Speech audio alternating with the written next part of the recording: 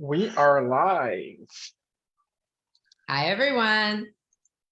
Hi, this is Ask Dr. Adriana. Hi, guys. How are you all? It's a gloomy, cloudy So, day here in San Francisco. I wonder if yeah, it's nicer where you might be. yeah, here in Brazil, it's quite nice, Adriana. It's a warm day. I love it. We are here to talk about bullies, aren't we? Yes. Bullies everywhere. Yeah, I was inspired with this topic. Well, one, because it shows up a lot for some of my clients, Oh, especially in really? the rehab where I work, the drug and alcohol rehab. We get a lot of that. We get a lot of bullying going on in the rehab. And so it comes up a lot. And I had recently written an article for Brains magazine, Brainz, which I have to say is a pretty cool online resource. I have actually read a number of very interesting articles. Their whole thing is to really curate experts, like to get experts in all different kinds of fields and just have them writing articles on their areas of specialty. And I'm an executive contributor and I talk about mental health stuff. But there's some really useful info on there. I don't know if any of you've had a chance to poke around there, but I Yeah, highly I recommend did. that. Yeah, we should put a link in there for people just to be, beyond my stuff that's on Brains. I actually think there's a lot of really useful info, a lot of helpful tips. And so on all different topics from, I don't know, technology and business to health and wellness and all that. So kind of like a little Yeah, encyclopedia of expertise. So if you guys are interested, I definitely recommend checking it out. So I wrote an article for them on bullies that recently came out, and it sort of also dovetails with the topic of families, which is up a lot. Gosh, since Thanksgiving here in the US, pretty much all I've heard in my sessions with clients is about families and the challenges of families. And we can have bullies in our family as well. And that's often where bullying starts, whether it's with a sibling, a parent, or you see, maybe somebody bullying someone else, whether you personally experience it or witness it. I mean, it usually starts in the family. So I thought that would be a nice also lead in up to the free Zoom we're doing next week on family, friend or foe. So all the topics, blend together and one. nicely. Yeah. Yeah, Adriana, here in Brazil, bullies on families, like inside families, it's a really common thing. I think for the most of the Latin America, that's totally common and accepted. Like it's normal, and they usually stimulate it. Yeah. If there's no bully in your family, you're not in a family. That's so interesting, right? I mean, what is that? And I think even here in the US, it's similar at school, but more in the school environment, right? There's always a person or group of people, the mean girls, the jocks, the whoever, usually it's cliquey like that, who are, trying to basically assert their power and control, because that's what a bully does. They're trying to assert their power and control over others. And if you look at where a bully is functioning from, it tells you a lot about how they're feeling about themselves. Because when you feel good about yourself, when you feel confident, when you feel empowered, you have no desire to make someone or something else feel bad, right? It is coming from a place of disempowerment. And so then they feel like in order to get that power and control they feel they lack, they have to take it out on someone else. And so one of the things I wrote about in that article is to not take it personally and to understand where these people are functioning from. If you're on the receiving end of bullying, you're a convenient target. It's not about you personally, because I think a lot of, especially if we're kids, when we get those messages, we start to think, oh, it must be my fault. There's something wrong with me that I'm getting picked on, or I'm weak, or I'm a victim, or I'm this or that. And I'm stupid, I'm ugly, I don't know, whatever they're telling you. You'll believe what they're telling you. And then people form these beliefs about themselves that become part of those subconscious programs. I like calling them the core false beliefs. And then people drag those around with them and they use those as the building blocks to create their lives. And they usually are creating crap because when you believe that you're fundamentally broken, defective, weak, stupid, whatever, what are you going to create with that? Of course, you're going to create limitations, more crap.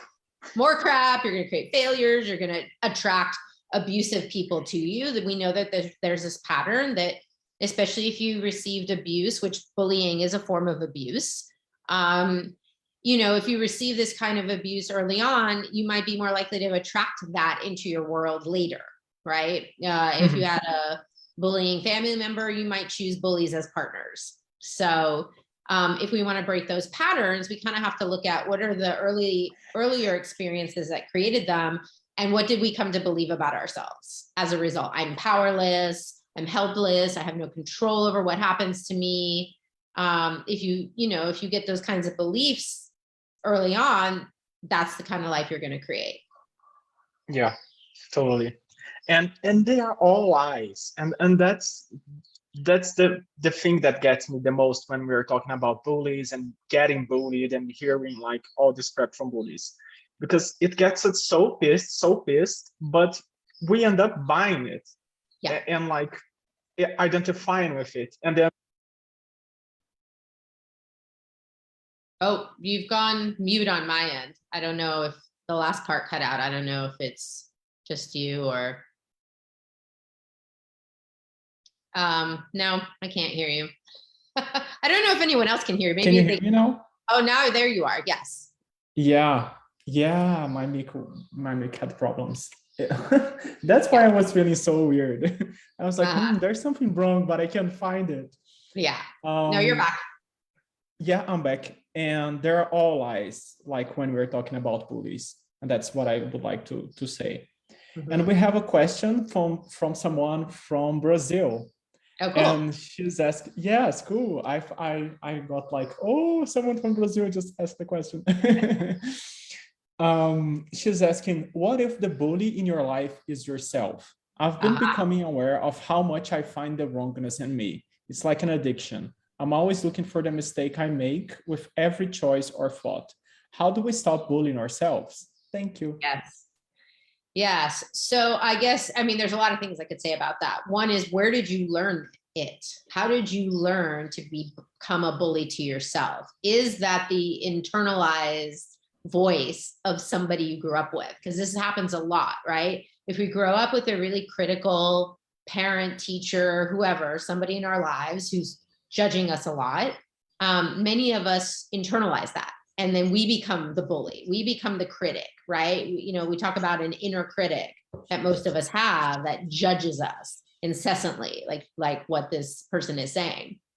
And so one, I'd be looking at, where did it come from? Is it yours? Like, was it role model to you, or, did it get directed at you? And then now you're just repeating the pattern.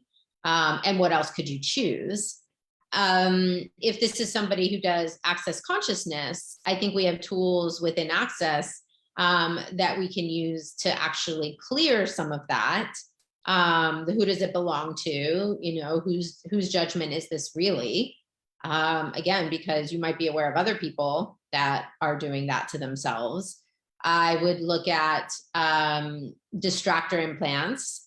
Again, if you're familiar with that topic, which are basically energies like doubting, fear, doubt, shame, blame, regret, guilt, addictive, obsessive, compulsive, which is something she mentioned, that it feels almost addictive. These are energies that basically distract us from being the powerful being that we really are. And so underneath a distractor implant is always some sort of power or potency that you are actually repressing or denying or not allowing yourself access to, because you're getting stuck on the loop of the distractor implant. So you're stuck on this like addiction to judging yourself, right? Which isn't allowing you to actually recognize the strengths and the gifts and capacities that you have. So we have, tools and access to clear that stuff. And to clear those negative voices, where they may be coming from. So I would suggest maybe exploring that a little bit if you're familiar with those tools. If you're, and if you're not, I guess if I were speaking to people more in general, start with a question. That's a great place to start. Like, what is this? What am I doing to myself? Where is this coming from? How did I learn this? And is this really what I would like as my life? What else could I choose? And then see kind of where the questions empower and answers disempower, right? When you get stuck in those judgments of the bully, whether it's an external bully or the internal bully, when you believe the lies that bully is telling you, you are not in a space of choice. You've come to conclusion about, oh, well, this must be true. This is how it is. And you're not in question. So if you start with a question and just ask, okay, what other ways there to be with this? How else could I see myself? What's right about me I'm not getting? That's one of my favorites. Or what's right about all of this situation that I'm not getting? Then that question, gets you out of the stuckness of a conclusion, of a judgment, and opens you up to a different possibility. So questions empower, answers disempower. Don't believe the answers that the bullies are telling you, whether it's you or someone outside of you. Yeah, it's funny hearing that, because I perceive like that same dynamic in myself, especially when like those intrusive thoughts and like finding the wrongness in me. And as we're talking, I was wondering, like, what is like the potency that I'm hiding, or that I'm trying so desperately to like not see or not choose? Yeah. And that's a really great space to go for it, like to ask for it. Well, and the And interesting thing, sorry, just to jump in there for a second, like the interesting thing about that is that oftentimes the reason the bully is picking on you is because they're aware of that potency and power. And you're actually like a viable, like, not rival, that's not what I mean, but like, I don't know, they can sense that power in you and they see it as a challenge because they want to duke it out with you and actually like win and overpower you. But the reason oftentimes they're picking on you in the first place is because you are so powerful, and people like don't quite get that. So I just wanted to jump in with that, and then please continue. And that I can see that so clearly, like in my childhood when I got bullied when I was a kid. Like, it's insane. I studied in one of the, like, in the best school of my city, and I had the worst 4 years ever in that school, because the bullying was like over the top. And I can totally see, like I always did, like how much powerful I was, but I was not choosing it. And how my friends that were not as powerful as I was, were always bullying me. So I could not choose and like create from my space of power. Because otherwise I would probably be like the most popular kid in that school. Yeah. So how did you work through that? I mean, how did you, and I'm sure it's still unfolding, but like, how did you get out of that disempowered space into claiming more of your power? Yeah, as a kid, it took me a while, like, to get over it. And when I changed schools, like to go to, I think it's called college, like high school, when you go to the high school,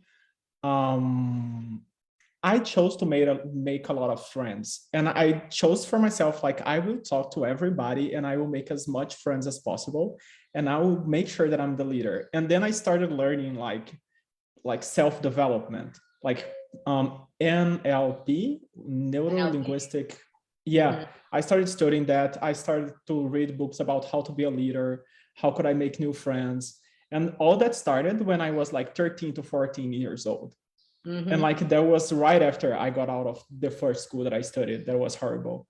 And since then, I've been like stepping up to more leadership and more positions where I can like take care of myself, make friends, and lead people, instead of being like overpowered from someone that's less powered than I am.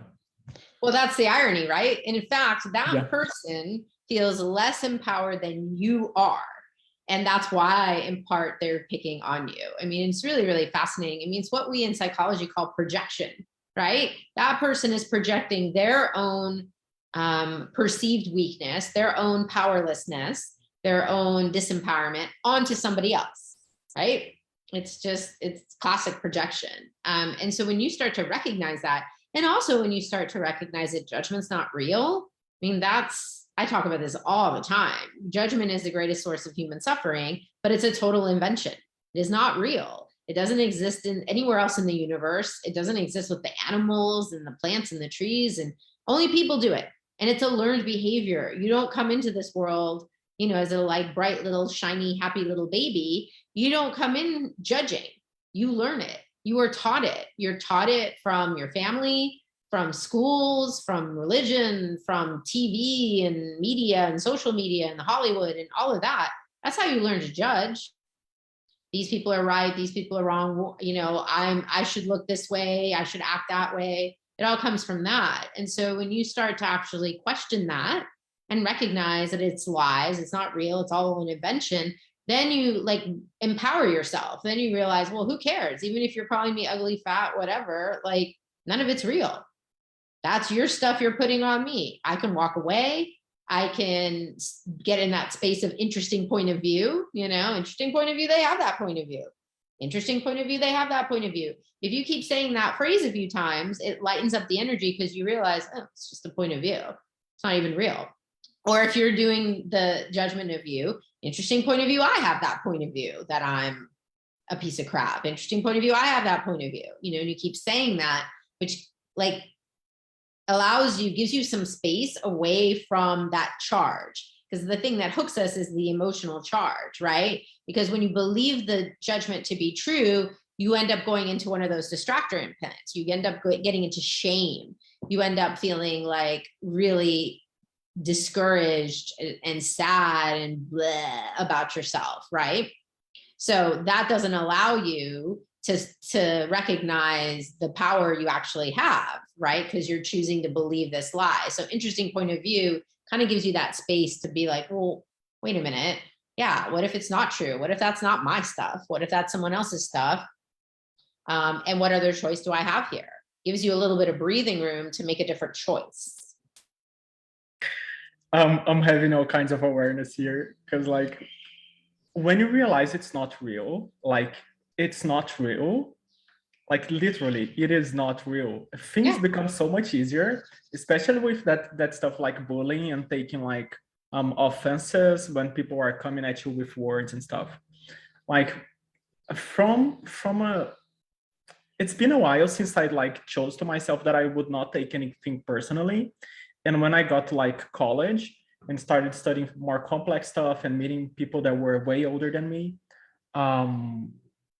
seeing how that dynamic functioned in other people, like how they got affected by what was going on, and I didn't, that gives you leverage, like to navigate the world and interact with people and talk and especially create from an easy place and place of ease. Yeah. And that's so cool. Thank you for bringing that up. Chelsea, Despina, and Shireen are saying hi and thank you at the same time. Despina is saying, your tools and the empowerment you convey during the classes you teach are so awesome, Adriana. Thank you. Thank you. And we have one more question, and it's about Christmas and the holidays. I'm dreading Christmas as it will be at my house this time. How can I stay in the dominant space of me and not get walked over by family or blur boundaries or not go into overreacting when they are here or after? As Halloween this year occurred and I overate and all the foods my body didn't want. Yeah, often that's what we'll do, right? It's like our coping strategy is oftentimes not a healthy coping strategy. It might be drinking, smoking, eating, checking out in some way. Like that's our way of escaping like the reality that we're uncomfortable with. It's interesting in Access, the conversation is the reflex realities, right? It's almost like this automatic reflexive response. Like I can't deal with what's going on right now. So let me go get a cigarette. Let me go get a pint of ice cream, whatever it may be. So you could destroy and uncreate, if you are somebody who knows these tools, you could destroy and uncreate all those reflex realities you have for your coping strategies And what would it take for you to be able to be you, even in the presence of family? I think we're going to talk more about this on the Zoom next week, which is free, and you guys are all welcome to join. We'll put a link in here as to how to do that. Same time, the same time next week. But I would say, create some space for yourself. One of the things that people don't do when they're around family, when they're traveling over the holidays, is they don't allocate time for themselves. You need quiet time away from your family, even if that's like 5-10 minutes in the bathroom by yourself, or outside, like for fresh air, take a walk. But if there's any way to give yourself like an hour or so a day away from your family, maybe it's, if you have a gym you can go to, again, maybe a walk, maybe it's you go get a massage or get, your nails done, like anything that'll get you like out of the house and away from them, I think would be really important. Because when you take the time for you, or even if it's like meditation, like wake up half an hour earlier than everyone else, or stay up a little bit later than everyone else, so you have that quiet time just for yourself, and do something that nurtures you, right? Maybe it's taking a bath, maybe it's reading a book, watching your favorite show, whatever it is, but you're taking the time for you to reconnect with you. I think that's super important. Definitely, who does it belong to? I mean, you're going to pick up on a lot of family crazy when you're around them. So the more you can stay in that space of who does this belong to, and send back the energies that aren't yours. Expand out, when we expand our energy field out, which we can do, I can lead you guys through a little exercise of that. When we do expand out, we are actually tapping into ourselves as a spirit, I calling it infinite being. And when we're functioning from that space, and it's a big space because you're an infinite being, like would an infinite being be affected by crazy family stuff? When you get to that more expanded space, it's almost like it shifts your perspective, and whatever's going on around you is like, who cares? I do that as a highly sensitive person that's always picking up on everyone else's stuff. I have a hard time sometimes in public spaces or crowded places where there's tons of people, because I'm picking up on all their thoughts and feelings and all of that. If I do expand out around that intense energy, I have way more ease. So like on airplanes, airports, concerts, whatever, like I try to remember to expand my energy field out as big as possible. And that allows me to step into my power, really, right? And be sort of that dominant energy, and I'm less affected by the energies around me. Those are kind of my tips for that. And would it be helpful to do an expand out exercise even right now? Well, let's go for it. Okay.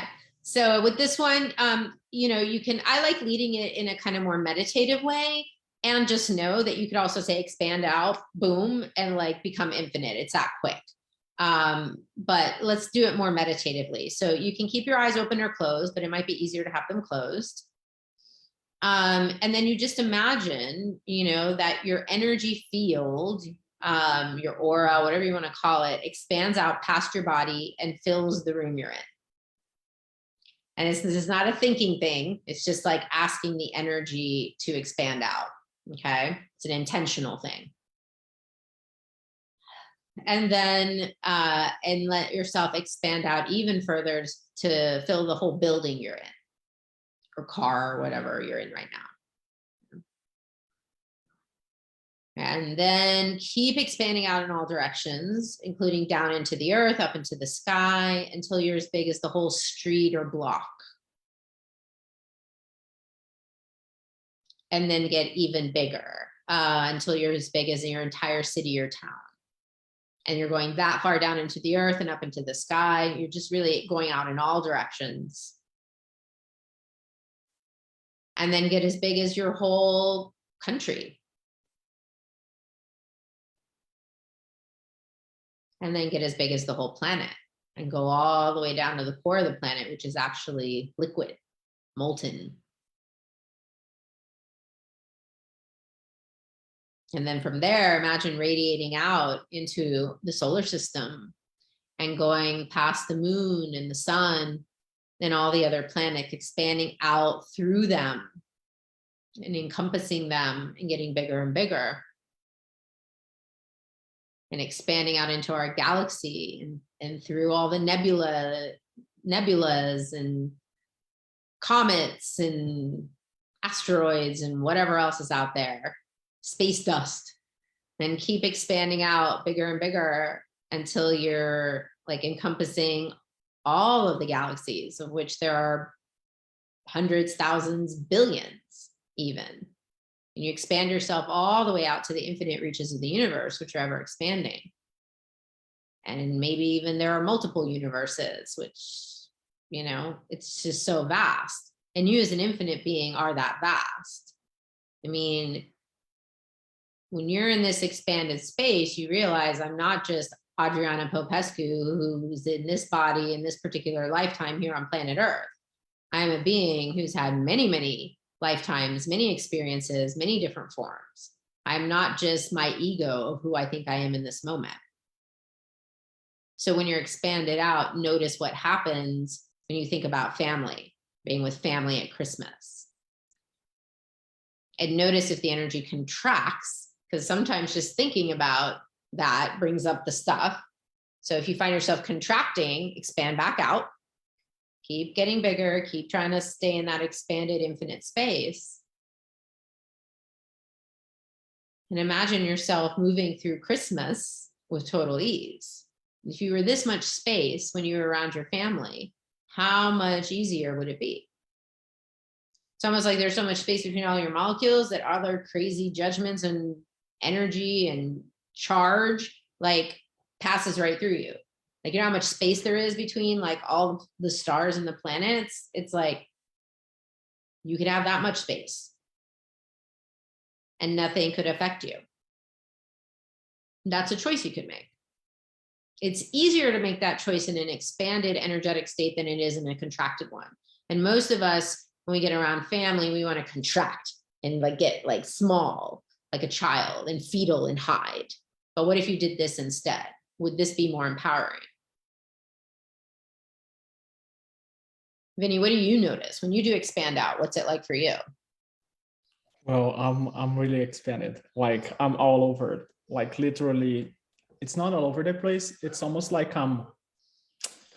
the vocabulary here is missing. But you know, when you're looking over stuff, like you're so big that you're looking from outside of it. That's how I perceive it. Yeah, you're not so caught up in it. And that's kind of the similar to the interesting point of view. The idea is to get out of the identification with the upset, with the judgment, with the thought, with the charge, whatever. Like, give yourself that space. When you go for a walk, it's the same thing. You're removing yourself from that energy.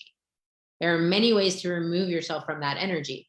There's also energy psychology techniques, tapping, using the Be Set Free Fast cue, using the Access Consciousness Clearing Statement. I mean, there's so many tools.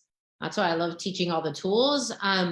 And you can actually use these tools to create more space and to not be at the effect of the judgments, the crazy, the emotions, all that stuff that family in particular is so good at bringing up. Yeah. There's some stuff that I've been remembering as you're talking.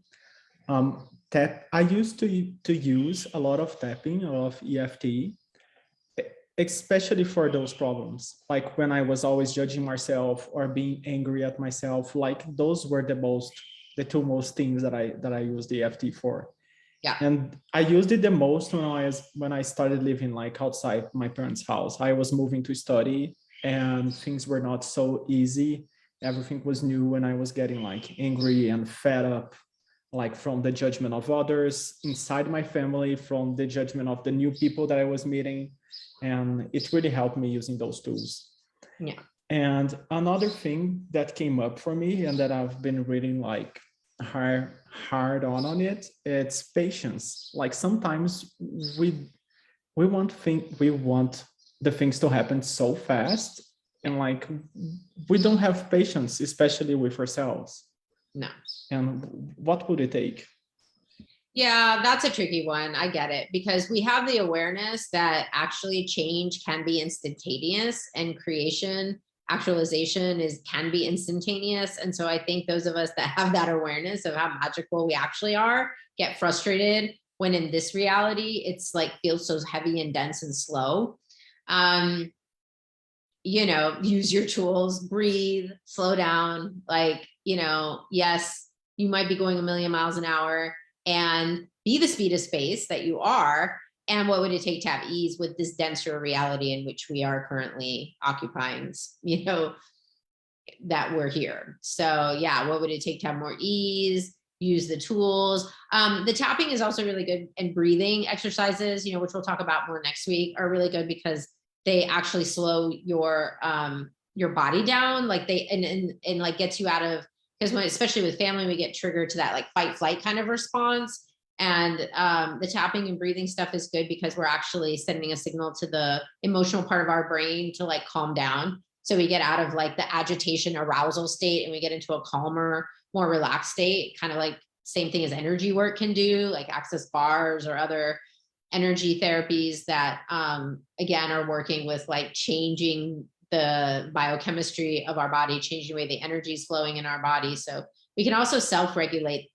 We call it, you know, emotional self-regulation in psychology.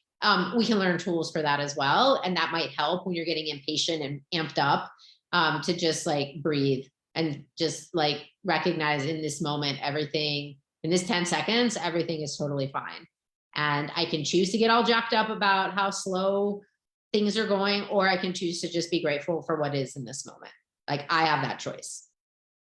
What choice do you want to make? And that's amazing. The energy just went.